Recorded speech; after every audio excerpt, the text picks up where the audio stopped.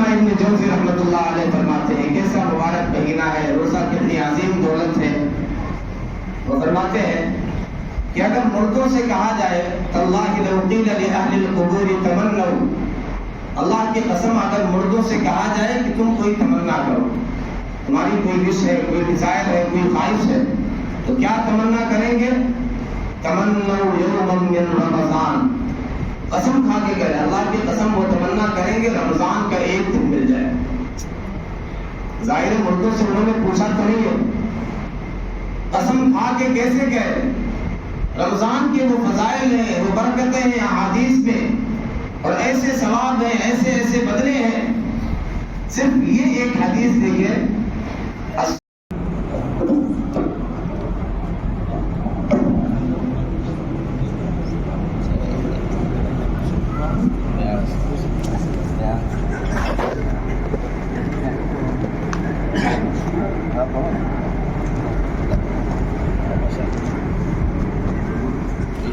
انشاءاللہ نام پڑھائیں گے اور ہم سب کا ارادہ ہونا چاہیے، میرا بھی ارادہ ہے جو کہ تکمیل قرآن کی وجہ سے اس لیے خراب ہو جائے، جتنے بچے ہوں گے انشاءاللہ سب کے بارے میں ارادہ ہے کہ حافظ بنانا ہے۔ اللہ تعالیٰ آسان فرمائے، یہی چیز کام آئے گی۔ مرنے کے بعد حافظ رہیں گے تو پڑھیں گے تو کم سے کم بخشیں گے، تو قبر میں یہ چیز کام آئے گی۔ حافظ ہونے کے بعد جو مرضی پڑھیں، اتنا تو انشاءاللہ ارادہ ہے، اللہ تعالیٰ آسان فرمائے۔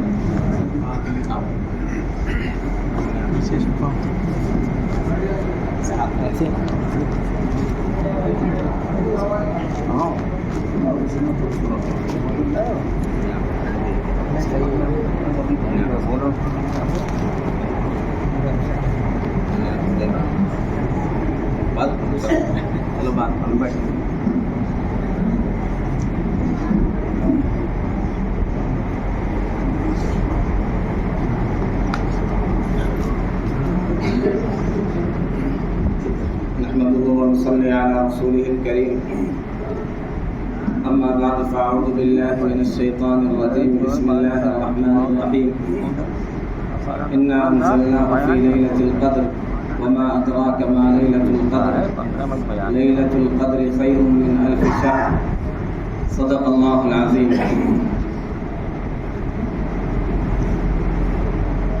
سب سے پہلے ہم سب کو اللہ کا شکر ادا کرنا چاہیے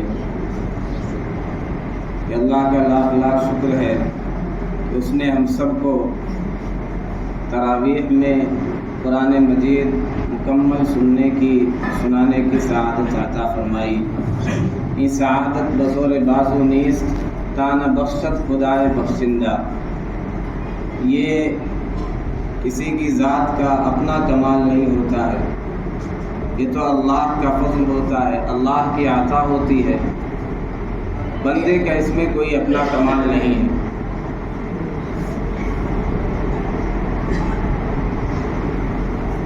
سب سے پہلی چیز آج ہم یہ عزم کر لیں کہ انشاءاللہ قرآن سے اپنا رشتہ مضبوط کریں گے۔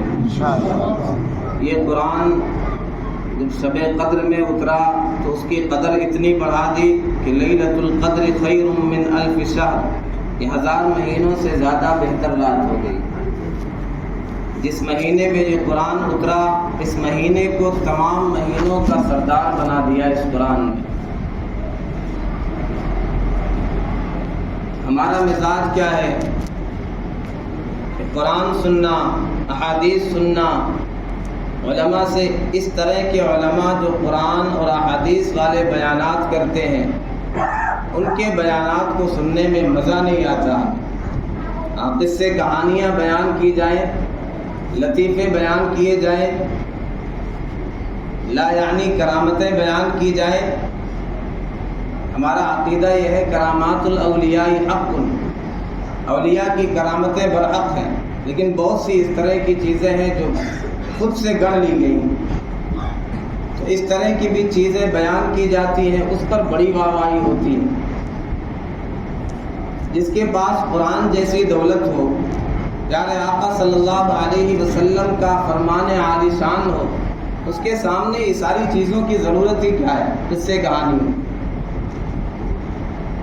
تو ہم یہ عزم کر لیں کہ انشاءاللہ قرآن سے تعلق مضبوط کریں گے، قرآن پڑھیں گے، قرآن سنیں گے، قرآن اور حدیث پر مبنی ہی بیان سنیں گے اور قرآن کے مطابق زندگی گزاریں گے۔ اگر یہ طے کر لیں تو ہماری کامیابی طے ہے۔ وہ معزز تھے زمانے میں مسلمان ہو کر اور ہم خوار ہوئے تارک قرآن ہو کر۔ تیسری بات بہت اختصار کے ساتھ، الحمدللہ بہت تیزی کے ساتھ ہم نے یہ سعادت حاصل کی کہ تقریباً ماہ رمضان کے 27 روزے ہم نے رکھ لیے۔ اس میں عبادتیں بھی کی، تلاوت بھی کی، صدقہ خیرات بھی کیے۔ یقیناً مجاہدے ہیں، مشقتیں ہیں۔ الدین یسر، دین آسان ہے، اس کا یہ مطلب نہیں ہے کہ اس میں تکلیف نہیں ہے، مشقت نہیں ہے، پریشانیاں نہیں ہیں۔ روزہ رکھنا ظاہر ہے ایسا تو کوئی نہیں کہہ سکتا اس میں کوئی دقت نہیں ہے، کوئی پریشانی نہیں ہے۔ فجر کی نماز کے لیے اٹھنا یقیناً اس میں تکلیف ہے، نفس پر گراں گزرتا ہے، بھاری گزرتا ہے۔ تو حدیث کا یہ مطلب ہے الدین یسر، دین آسان ہے، یعنی اتنا مشکل نہیں ہے کہ آدمی کر نہ سکے۔ طاقت سے زیادہ بوجھ ہم پر نہیں ڈالا گیا۔ دین آسان ہے یعنی ہم کر سکتے ہیں، ایسا نہیں کہ ہم کر نہ سکیں، نمازیں پڑھ نہ سکیں، روزہ رکھ نہ سکیں، تراویح پڑھ نہ سکیں۔ یہ ساری چیزیں بہت آسان ہے، بآسانی کر سکتے ہیں۔ اور الحمدللہ ہم نے کیا، ہم سب نے کیا۔ اور اگر ہم نے یہ عبادتیں کی ہیں، روزے رکھے ہیں، صدقے خیرات کیے ہیں، تراویح پڑھی ہے، تو بھلے ہی عید کے دن ہمارے پاس نئے کپڑے نہ ہوں، ہمیں ایک روحانی خوشی ہوگی، ہمارا دل مطمئن ہوگا، شاداں اور فرحاں ہوگا کہ ہم نے کام کیا ہے، ہم نے محنت کی ہے، ہم نے اسٹرگل کیا ہے، اس کی وجہ سے ہمیں خوشی ملے گی۔ اور جس نے روزے نہیں رکھے، اللہ کی نافرمانی کی، اس ماہ مبارک میں بھی بغاوت اور سرکشی کرتے رہے، مسجد کے باہر گپ شپ کرتے رہے، تراویح پڑھنے نہیں آئے، موبائل چلاتے رہے، یعنی کاموں میں لگے رہے، تو وہ بے شک شاندار کپڑے اور عالی شان لباس زیب تن کر لیں عید کے دن، لیکن ان کے چہروں پر پھٹکار ہوگی، خدا کی لعنت برس رہی ہوگی، وہ کبھی خوشی حاصل نہیں کر سکتے۔ تو کتنے شاندار کپڑے پہن لیں، کتنے بہترین کھانے ان کے گھر پہ پکائے جائیں۔ اس لیے خدا کے لیے اگر ہم سے کسی طرح کی کوتاہی ابھی تک ہوئی، ابھی موقع ہے، توبہ کر لیں۔ انما الاعمال بالخواتیم، اعمال کا دار و مدار تو خاتمے پر ہوتا ہے۔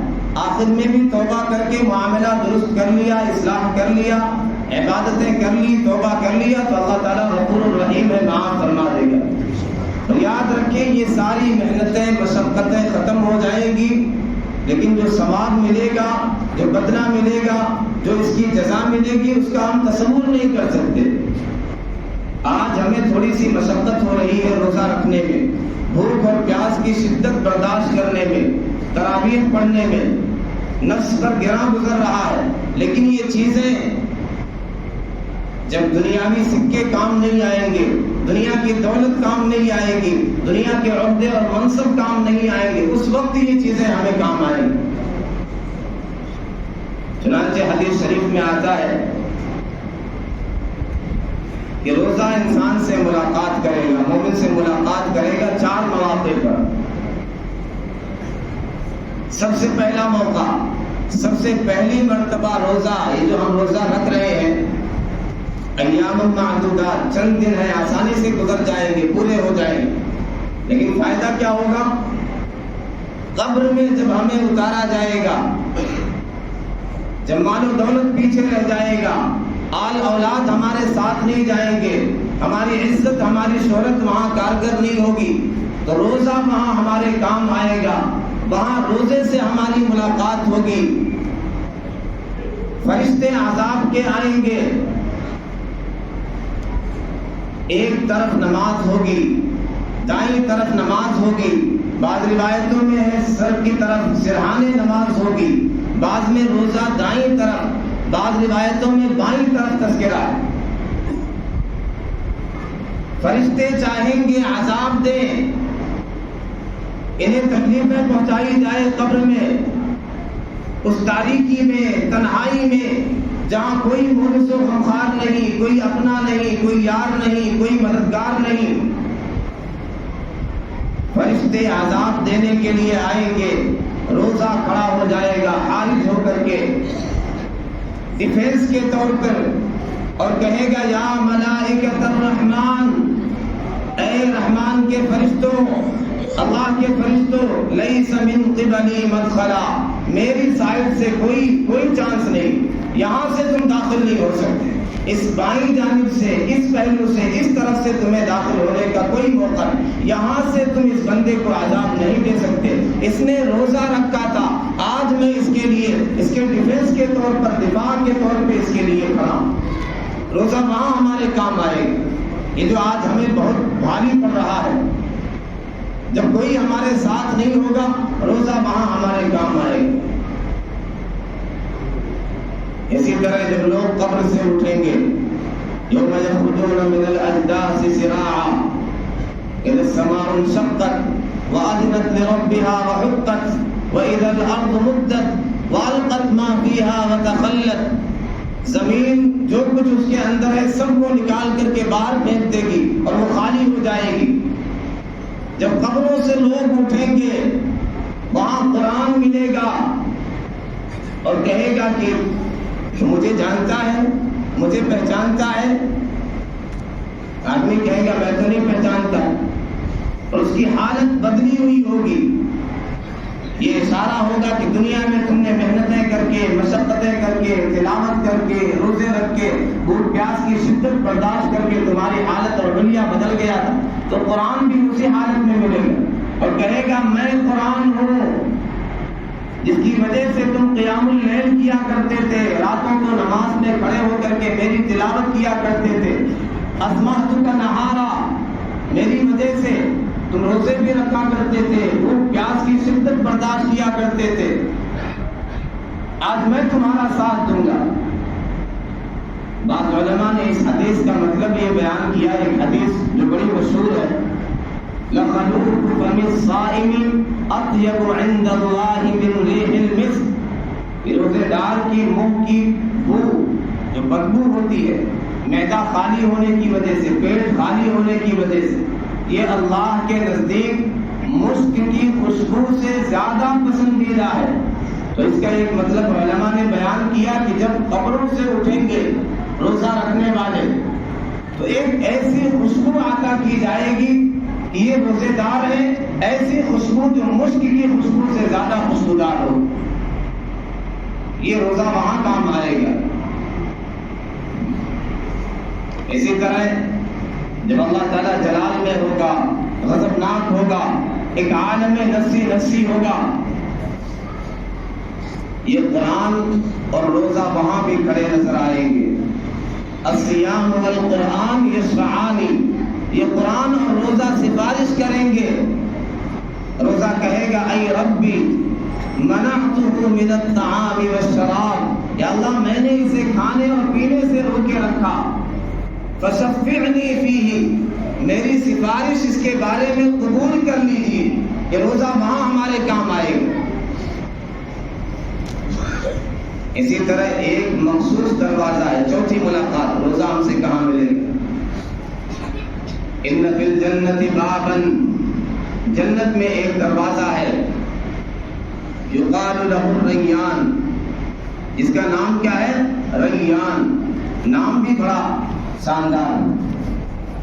ریان اس کے معنی سیرابی کے، آدمی لبریز ہو جائے پی کر کے، اتنا پینے کی چھک جائے، اس کے پوروں سے گویا سیرابی نکل، ایسا سیرابی، ایسا عجیب نام۔